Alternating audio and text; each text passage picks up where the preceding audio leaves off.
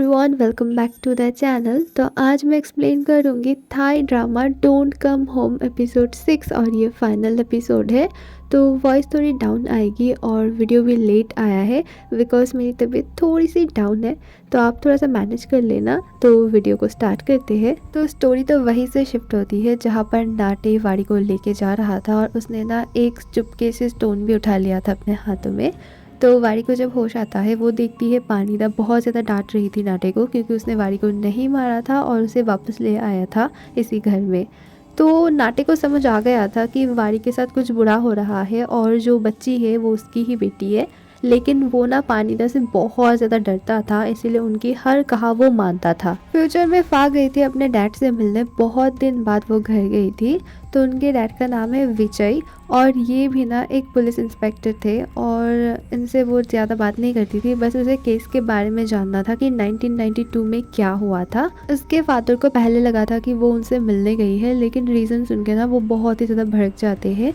फिर भी वो थोड़ा बहुत बोल देते हैं उस केस के बारे में। वो बोलते हैं कि 1992 में चारुकानंद हाउस में एक लेडी घुस आई थी और जो वहाँ के जो ओनर थे मिसेस पानीदा, उनको ना हार्म करने की कोशिश भी उसने किया था गन के साथ। और उसके पास एक बहुत ही न्यू गन मिली थी जो तब कहीं पर भी नहीं मिला था उसका सीरियल नंबर। उसकी मौत हुई थी ना फर्स्ट फ्लोर से गिर के नीचे और उसके ऊपर ना एक झूमर गिर गया था, इसके लिए उसका फेस पूरा जल गया था और उसकी ना आइडेंटिटी किसी को भी नहीं पता चली क्योंकि उसके पास कोई भी आईडी वगैरह कुछ नहीं था, रिकॉर्ड में भी कुछ नहीं मिला। हम सब ने बहुत ज़्यादा ढूंढा लेकिन ऐसा लग रहा था कि वो इस दुनिया की है ही नहीं, या फिर उस टाइम की नहीं है, या फिर वो एग्जिस्ट ही नहीं करती। बस उसके पास ना एक फटा हुआ पेपर मिला था जिसमें कुछ नंबर्स वगैरह लिखे हुए थे। वह बार बार पूछने की कोशिश करती है कि कैसे नंबर लिखे हुए थे। उसके डैड को कुछ भी याद नहीं था। वो अपने फादर पे बहुत गुस्सा करती है, उसे लगता है कि उन्होंने ना ठीक से वो इन्वेस्टिगेशन नहीं किया था और बातों ही बातों में दोनों में ना बहुत ज़्यादा लड़ाई हो जाती है और उसके डैड फा को बहुत ज़्यादा उल्टा सीधा सुनाते हैं उसके बच्चे को भी लेके, और वो वहाँ से रोती हुई चली जाती है। फा पुलिस स्टेशन जाती है और ते से माफ़ी मांगती है। फिर उन दोनों को पता चलता है जो गन थी ना उसकी सीरियल नंबर मिल रही है उत्ताचाई के नाम से, मतलब उत्ताचाई ने उसे खरीदा था 2006 में। इसका मतलब वारी के हस्बैंड की गन है। वो दोनों हैरान हो जाते हैं कि वारी के हस्बैंड का जो गन है वो कैसे 1992 में पहुंच गया।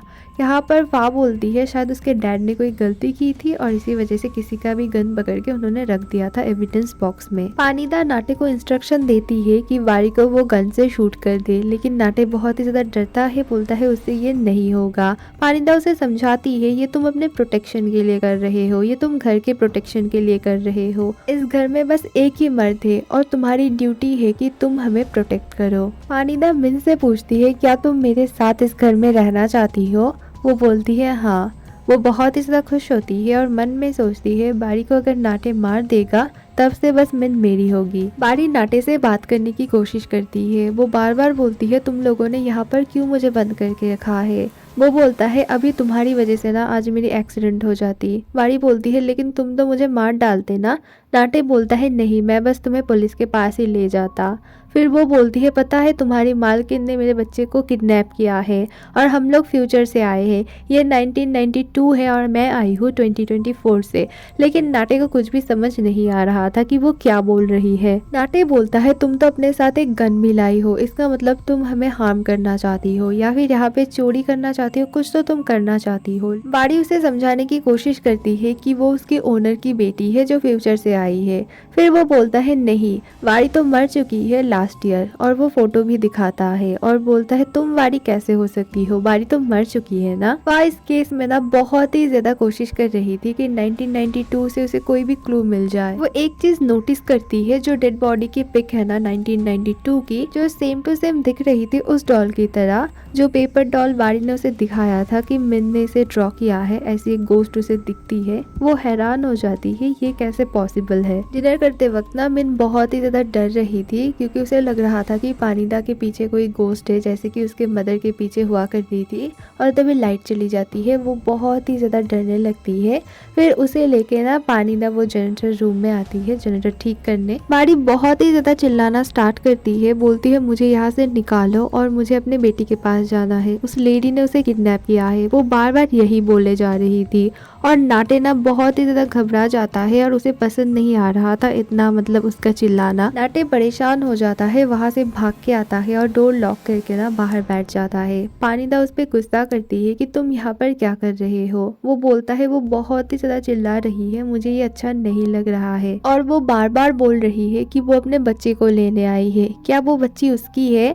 पानीदा बहुत ही ज्यादा भड़क जाती है, बोलती है नहीं वो मेरी बेटी है, मैं बहुत बार बोल चुकी हूँ कि वो मेरी बेटी है और तुम उस पर ट्रस्ट कर रहे हो, तुम मेरे वफादार हो, मैं तुम्हें जो बोलूंगी तुम्हें वही करना पड़ेगा। पानीदा सारे लाइट्स ऑन करती है और वो झूमर भी ऑन करती है। वो मिन के पास जाती है, मिन सो रही थी। वहाँ से वो स्टोरी बुक लेती है और कवर्ड में रख देती है।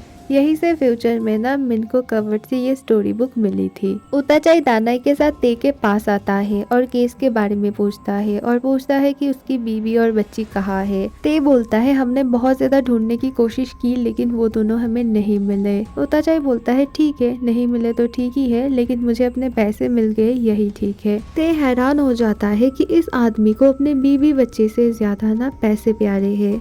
और फिर उताचाई फा के बारे में पूछता है। ते बोलता है वो 1992 का केस सॉल्व करना चाहती है, उसी घर में जो हुआ था। एक लेडी वहाँ पे मिस्टीरियस वे में मारी गई थी, फिर वहाँ से ना वो फैमिली कहीं शिफ्ट हो गई बैंकॉक में। ये सुन के ना उताचाई बोलता है वाओ बहुत ही इंटरेस्टिंग कहानी है, मुझे भी उस घर में जाके देखना होगा कि कहाँ से वो दोनों गायब हुए हैं। दूसरी तरफ फा पहुंचती है जारूकानंद हाउस और उसे कहीं हद तक पता चल गया था कि पास्ट और फ्यूचर ना कहीं पर कनेक्ट हो रही है और बाड़ी के साथ जो कुछ भी हो रहा है वो पास्ट में हो रहा है, इसीलिए वो देखने गई थी ताकि वो उसकी हेल्प कर पाए। बाड़ी जंगल से जो स्टोन उठा के लाई थी ना उससे बहुत ही मुश्किल से वो मशीन का ग्लास तोड़ती है और वहाँ से निकलती है। उसे बहुत ज्यादा चोट आती है। ग्लास टूटने के आवाज से नाटे अंदर आ जाता है और वो ना देखता है कि बाड़ी बाहर आ गई है तो उसके ऊपर गन तानता है और ये देख के बाड़ी को बहुत ही ज्यादा गुस्सा आता है और उसका ना सारा डर चला गया था क्योंकि उसके साथ जो हो रहा था। वो एक कांच का टुकड़ा लेती है और नाटे के ना एक आंख में डाल देती है। तभी उसे रियलाइज होता है ये और कोई नहीं अंकल नाटे है। और ये जानने के बाद वो उसे जान से नहीं मारती है लेकिन उसे बहुत ही ज्यादा डराती है, बोलती है तुम मेरे रास्ते में मत आना, मुझे बस अपनी बेटी चाहिए, मैं अपनी बेटी को लेके यहाँ से चली जाऊंगी, मैं किसी को भी चोट नहीं पहुँचाऊंगी। नाटे उससे बहुत ही ज्यादा माफी मांगता है, बोलता है मैं अपने लिए नहीं कर रहा हूँ, ये तो मेरे ओनर ने बोला है इसीलिए मैं उनके ना इंस्ट्रक्शन फॉलो कर रहा था। बाड़ी बेसमेंट से ना ऊपर आती है, उसे बहुत ही ज्यादा चोट लगी थी और वो बहुत ही ज्यादा डरावनी दिख रही थी। वो जैसे तैसे करके मिन के रूम में जाती है और वो मिन को देख के बहुत खुश होती है। वो मिन को बुलाने लगती है, मिन उसकी तरफ देखती है और एक झलक में ना पानीदा आ जाती है और उसे बाहर ले जाती है और मिन कुछ भी समझ नहीं पाती है क्योंकि वो अपने मॉम को ठीक से देख ही नहीं पाती है और वो ना वाड़ी को गोश्त समझ के बहुत ही ज्यादा डरने लगती है। पानीदा वाड़ी को ना फर्स्ट फ्लोर की रेलिंग पे पकड़ लेती है और बार बार बोलने लगती है वो मेरी बेटी है, तुम उससे दूर रहो। वाड़ी बोलती है नहीं वो मेरी बेटी है, मैं आपकी बेटी हूँ, आपकी दिमागी हालत बहुत ही ज्यादा खराब हो चुकी है, आप प्लीज हमें छोड़ दीजिए। और दोनों में ना बहुत ही ज्यादा हाथापाई शुरू हो जाती है। वाड़ी बोलती है ना चाहते हुए भी मुझे आपको चोट पहुंचाना ही पड़ेगा। वो बस पानीदा को डराने के लिए ना साइड में गन शॉट करती है, लेकिन ये देख के पानीदा बहुत ही ज्यादा गुस्से में आ जाती है और बोलती है एक बार तो मैंने अपने बच्ची को खो दिया लेकिन ये मेरी बेटी है, इसे तुम नहीं ले जा पाओगी। और उसे ना बहुत ही ज्यादा चोक करने लगती है और फिर उसे ना धक्का मार के ऊपर से फेंक देती है और जो झूमर था ना वो एग्जैक्टली उसके फेस के ऊपर आके गिरता है। ये सीन ना बहुत ही ज्यादा इमोशनल था, मतलब वाड़ी के साथ सच में बहुत ही ज्यादा गलत हुआ और उसकी मौत भी बहुत ही बुरी तरीके से हुई। वाड़ी चाहती तो अपने मॉम को मार सकती थी क्योंकि उसके पास गन थी, लेकिन उसने ये नहीं किया, अगर वो करती शायद वो खुद बच सकती थी। और तब ना घड़ी में बज रहे थे 3:15। पानिदा मिन के पास जाती है और उसे संभालने लगती है। मिन को बहुत ही ज्यादा सदमा पहुंचा था, वो समझ नहीं पा रही थी कि क्या हुआ। फ्यूचर में फा को भी सब कुछ पता चल गया था कि बारी के साथ पास्ट में क्या हुआ है। वो बहुत ही ज्यादा सैड हो जाती है और बहुत रोने लगती है। उसे बार बार लग रहा है कि वो कुछ भी नहीं कर पाई। वो देखती है 1992 में जो डेड बॉडी के पास एक नोट मिला था जिसमें कुछ नंबर लिखे हुए थे। वो नंबर और कुछ नहीं, उसी ने वारी को लिख के दिए थे और ये उसका खुद का नंबर है। अचानक वो देखती है उसी घर में उताचाई, दानाई फिर ते आए हैं अपने टीम के साथ। उताचाई को देख के उसे बहुत ही ज्यादा गुस्सा आता है। वो उसे पीटने लगती है और बोलती है सब कुछ तुम्हारी वजह से हुआ है। अगर ना तुम उसके साथ इतना बुरा बर्ताव करते, ना वो घर से भागती, ना यहाँ पर आती, ना उन दोनों के साथ ये सब कुछ होता। फिर दानाई उसे रोकता है और बोलता है तुम दिन ब दिन बहुत ही ज्यादा बदतमीज बनती जा रही हो, मैं तुम्हारी कोई भी हेल्प नहीं कर पाऊंगा। वो दानाई को भी बहुत ही ज्यादा बुरा भला बोलती है और वहां से रोते हुए चली जाती है। 1992 में विजय अपने टीम के साथ आते हैं, डेड बॉडी को देखते हैं, फिर वहां पे जो कागज का टुकड़ा मिला था सब कुछ देखते हैं और पानिदा को ना कोई भी पछतावा नहीं था। उसने इतनी बड़ी एक गलती कर दी थी। वो तो सीधा खुश हो रही थी क्योंकि उसे अब मिन को किसी को भी नहीं देना पड़ेगा। कुछ महीने बाद फा अपने बेबी को जन्म देती है और वो ना उसके बर्थ सर्टिफिकेट में फादर का नाम नहीं लिखवाती है। वो बोलती है मैं एक सिंगल मदर हूँ और उसे ना दानाई कॉल करता है लेकिन वो कॉल पिक नहीं करती है और उसे ब्लॉक कर देती है और पूरी जिंदगी के लिए ना उसके साथ रिश्ता खत्म कर लेती है। फा ने अपनी जॉब छोड़ दी थी और ते का प्रमोशन हो गया था। फ्यूचर में ते को ना डीएनए टेस्ट का रिपोर्ट मिलता है जो उसने 3 डीएनए टेस्ट करवाने के लिए दिया था ना, एक मिन का जो ब्रश दिया था और जो वारी के एक कपड़े का टुकड़ा दिया था और जो एक सूखा हुआ ब्लड स्टेन दिया था ना नीचे लैब से, तीनों डीएनए टेस्ट ना मैच हो रही थी, वो एक ही जन के थे। वो बहुत ही ज़्यादा हैरान हो जाता है और उसे ना सब कुछ समझ में आ जा रहा था कि असल में वारी फास्ट में चली गई थी और वहाँ पे ही उसकी डेथ हो गई थी। आज जाने से पहले ना वारी का केस अच्छे से सजाती है। जो 1992 में डेड बॉडी मिली थी उसके पास ना वारी की फ़ोटो लगाती है। फिर वो अपने बच्चे को लेके जाने वाली थी। ते उससे बात करता है इसी केस के रिलेटेड। फिर फा बोलती है ये सब छोड़ो, हम कुछ भी नहीं कर पाएंगे अभी, जो भी करना होगा पास्ट में करना होगा। ते फा को कन्फेस करता है कि वो उससे पसंद करता है और वो उसके पास बहुत जल्द आ जाएगा ट्रांसफ़र लेके, लेकिन फा उसे रोकती है, बोलती है मैं बस तुम्हारी दोस्त हूँ, तुम एक बहुत अच्छे इंस्पेक्टर हो, तुम अपने काम पे फोकस करो, मुझ पे फोकस मत करो। अब 1992 में ना उस रात के बाद से मिन को बहुत कुछ याद नहीं आ रहा था क्योंकि उसे बहुत सारा ट्रॉमा लगा था बचपन से ही। लाइक उसके फादर बहुत ही ज़्यादा अब्यूसिव थे, फिर उसके साथ जो हुआ, उसके मदर के साथ जो हुआ और वो अचानक से यहाँ पर आ गई और ये देख के ना पानिदा बहुत ही ज़्यादा खुश होती है, उसके फेवर में ही सब कुछ काम कर रहा था। फिर उसने क्या किया, उसे अपने बेटी का नाम दे दिया, मतलब उसका नाम रख दिया बारी। तो मैं अब यहाँ पर ना थोड़ा सा ब्रेक करती हूँ स्टोरी को। जो मिन है ना वही बारी है। मतलब मिन जब 5 साल की उम्र में वहाँ पर चली जाती है पास्ट में, उसके बाद ना उसका नाम होता है वारी और जो रियल वारी थी ना वो बचपन में ही मारी जा चुकी थी। तो वारी धीरे धीरे बड़ी होती है, पानिदा उसे लेके ना बैंकॉक चली जाती है। फिर जब वो थोड़ा सा बड़ी हो रही थी तब ना उसका फेस देख के पानिदा को समझ आ रहा था कि 1992 में जो लड़की आई थी और जिसे उसने मार दिया था वो और कोई नहीं, यही लड़की है। वो थोड़ा थोड़ा उससे डरने लगती है। बारी बड़ी होके एक जर्नलिस्ट बनती है। फिर उसी दौरान ना एक कॉन्फ्रेंस में वो उताचाई से मिलती है। फिर उन दोनों की शादी होती है और ना उनकी एक बेटी होती है जिसका नाम बारी रखती है मिन।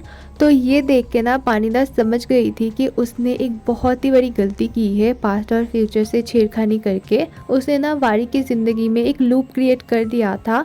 वो समहाउ एक लड़की को ना किडनैप करके ले आई थी पास्ट में और उसी को बड़ी कर रही थी। लास्ट में पानिदा मरने से पहले बारी को बार बार मना करती है घर में जाने से, बार बार बोलती है डोंट कम होम, ताकि अगर वो घर में नहीं जाएगी तो ये लूप टूट जाएगा। अगर वो घर में जाएगी वहाँ से वो गायब होके फ्यूचर से पास्ट में आ जाएगी और मिन भी आ जाएगी और ये ना चलता ही रहेगा। और जैसे तैसे ना एक ना बैलेंस बिगड़ गया था। ये सीरीज बहुत अच्छी है नो डाउट, बट मुझे ना एक चीज बहुत ही ज्यादा ऑड लगी। मतलब मिन ही बारी है और बारी ही मिन, मतलब कोई अपने आप को कैसे जन्म दे सकता है।